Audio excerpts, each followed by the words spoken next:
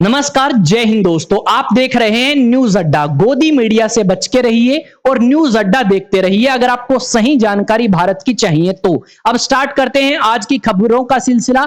जितनी भी महत्वपूर्ण खबरें हैं आज की, वो सारी की सारी मैं आपके सामने रखने वाला हूं। बिल्कुल सही और सच्ची खबरों से आपका सामना आज होने वाला है। तो स्टार्ट करते हैं पहली न्यूज से। पहली न्यूज है पंजाब के मुख्यमंत्री भगवंत मान को लेके। पंजाब के मुख्यमंत्री भगवंत मान ने बीजेपी पार्टी की आलोचना करी है और कहा है एक बीजेपी पार्टी नीट का पेपर अच्छे तरीके से नहीं करा सकती, वो देश को किस तरीके से संभाल लेगी। यानी एक तरीके से बीजेपी पार्टी के ऊपर कटाक्ष था। बीजेपी पार्टी की बेइज्जती इन्होंने यहां करने की कोशिश करी है। करने का इनका हक भी बनता है, क्योंकि अगर बात करें शिक्षा के क्षेत्र की तो नीति आयोग की रिपोर्ट के अनुसार जो 2026 में आई है, शिक्षा के मामले में पहले नंबर पे पंजाब राज्य है। वो पंजाब राज्य जो कुछ साल पहले 27वें नंबर पे था, आज के समय शिक्षा के मामले में वो पहले नंबर पे है। भगवंत मान मुख्यमंत्री हैं पंजाब के और आम आदमी पार्टी से ये जुड़े हुए हैं। अगली जो न्यूज है जो आपके लिए महत्वपूर्ण है वो है आईएएस स्टडी सेंटर की तरफ से अगर आप कोचिंग लेना चाहते हैं, चाहे वो एनडीए की हो, सीडीएस की हो, एसएससी की हो, रेलवे या हरियाणा की, तो आप कोचिंग के लिए संपर्क कर सकते हैं। एड्रेस है हांसी हरियाणा का। दूसरी तरफ अगर आप देखेंगे तो स्कूलिंग के बारे में इंफॉर्मेशन दी है कि अगर आप क्लास 6 से लेकर 12th तक हैं, स्कूलिंग और कोचिंग दोनों करना चाहते हैं तो आपका स्वागत है। यहां हॉस्टल और स्कूलिंग दोनों फैसिलिटीज आपको मिल जाएंगे और स्कूलिंग में कोचिंग भी कराई जाएगी। अगला जो खबर है या न्यूज है वो है भारत के natural gas and petroleum minister को लेके। इन्होंने कहा है कि दिल्ली के अंदर जो तेल के दाम अभी हैं उनसे ज्यादा दाम थे 2022 के अंदर। यानी इनका सीधा सा कहने का मतलब ये था कि 2022 में पेट्रोल के दाम ज्यादा थे, अब हमने इनको बैलेंस रखा है ईरान और अमेरिका के जंग के बीच में भी। जबकि सच्चाई कुछ और है। सच्चाई ये है कि 2022 में पेट्रोल के दाम दिल्ली के अंदर 96 रुपए थे और आज के समय 102 या 103 आपको नजर आएंगे। तो भारत के अंदर ये जो मंत्री हैं petroleum and natural gas Hardeep Singh Puri, इन्होंने झूठ बोल दिया है और बीजेपी पार्टी से इनका संबंध है भाई। अगली न्यूज आपके सामने है भाई खान सर को लेके। खान सर को काफी बड़ी राहत मिल चुकी है और खान सर को कुछ लोगों की आलोचना का सामना करना पड़ा तो कुछ लोगों ने खान सर को समर्थन भी किया। कुछ मीडिया एंकर ने तो खान सर को रातों रात फैजल खान बना दिया। कुछ लोगों ने खान सर को यह कहा कि अब हम इनको सर बोल ही क्यों रहे हैं। इनके खुद के चाचा ने खान सर की बुराई करना स्टार्ट कर दिया। वो आदमी जो भारत के अंदर करोड़ों लोगों का फेवरेट है, उनकी आलोचना रातों रात स्टार्ट हो जाती है और इस तरीके की आलोचना पहले कभी नहीं देखने को मिली। भाई इसके दो कारण हो सकते हैं। एक कारण तो नीट के पेपर से ध्यान भटकाना और दूसरा कारण कॉकरोच जनता पार्टी का जो अटेंशन था उसको खत्म करना, क्योंकि लोग उसके ऊपर फोकस कर रहे थे। कॉकरोच जनता पार्टी करेगी क्या? सरकार ने एक नया मुद्दा छेड़ दिया। कॉकरोच जनता पार्टी के आंदोलन को भूल गई जनता और नीट एग्जाम को भी कहीं ना कहीं भूल गई या कुछ का पड़ा भाई। अगली न्यूज आपके सामने है। आम आदमी पार्टी से सांसद संजय सिंह ने और समाजवादी पार्टी के अखिलेश यादव ने आरोप लगाए हैं बीजेपी पार्टी के ऊपर कि जो बीजेपी पार्टी है ये चोर है। इन्होंने अयोध्या के अंदर जो राम मंदिर है वहां से चंदा तक चुरा लिया।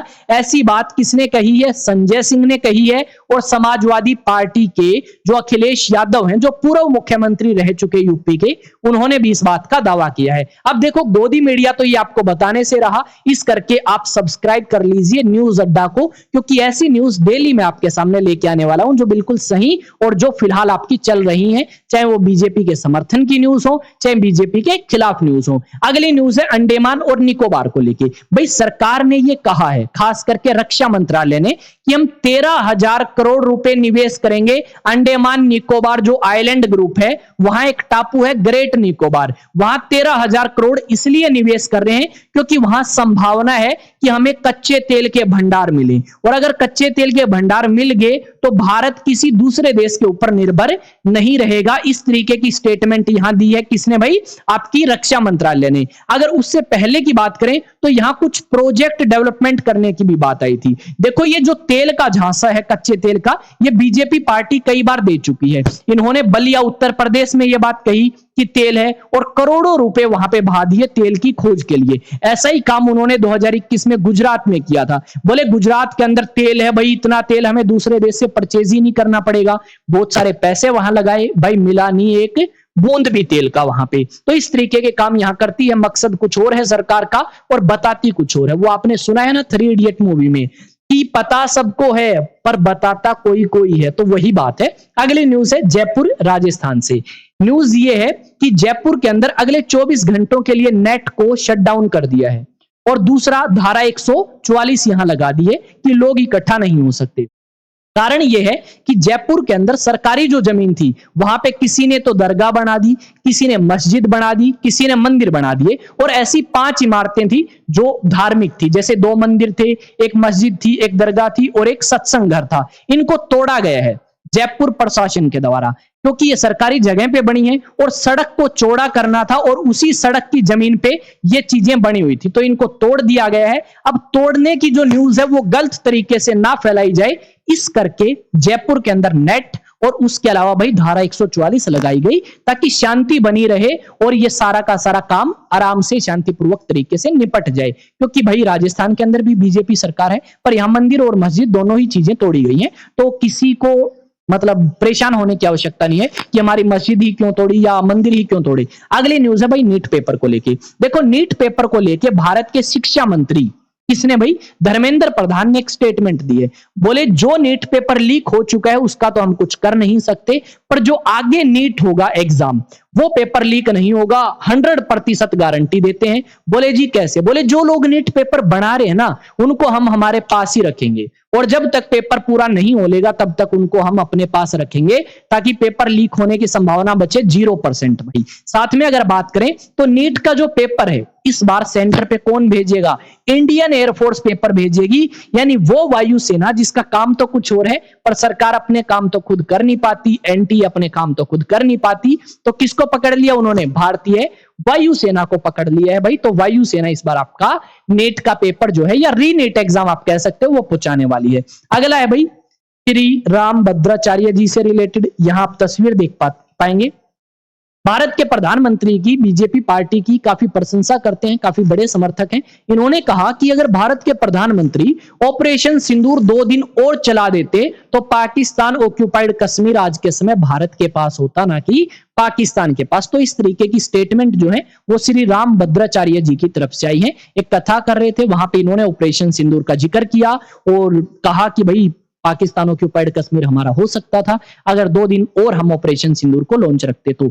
अगली न्यूज है उत्तर प्रदेश से। उत्तर प्रदेश आपको पता होगा यहां मुख्यमंत्री योगी आदित्यनाथ हैं। उत्तर प्रदेश से न्यूज ये आई है कि इलाहाबाद हाई कोर्ट ने यह कहा है कि ये जो सरकारी कर्मचारी हैं ये सरकार के या मंत्रियों के कठपुतली ज्यादा बन चुके हैं और जो ड्यूटी उन्हें दी गई है वो अच्छे तरीके से काम नहीं कर रहे। ये बात उत्तर प्रदेश सरकार के लिए इलाहाबाद हाई कोर्ट ने और उत्तर प्रदेश के सरकारी कर्मचारियों के लिए कही गई है। इस चीज को भी आप थोड़ा सा ध्यान में रख सकते।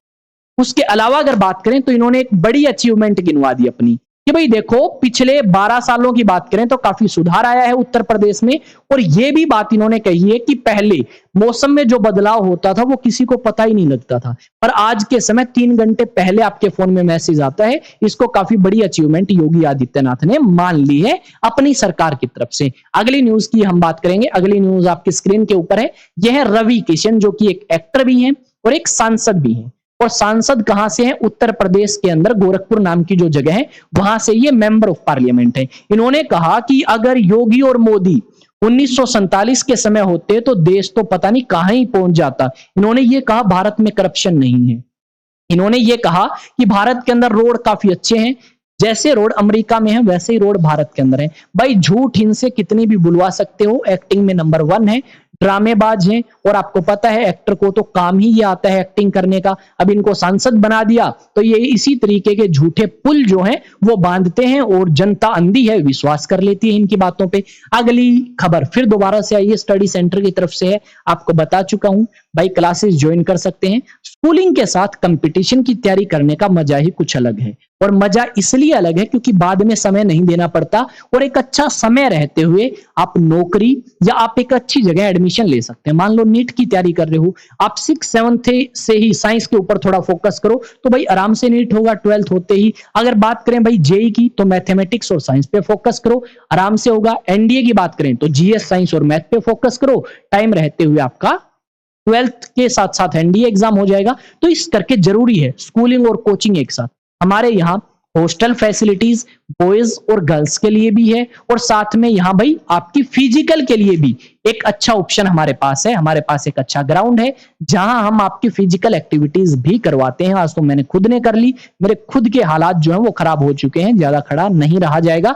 तो मिलेंगे एक नए सेशन में। जय हिंद जय भारत। और चैनल पे अगर पहली बार आए हैं ना तो सब्सक्राइब कर लेना और बेल आइकन को प्रेस करना। वीडियो अगर अच्छी लगी हो तो शेयर कर देना और लाइक भी जरूर करना। जय हिंद जय भारत।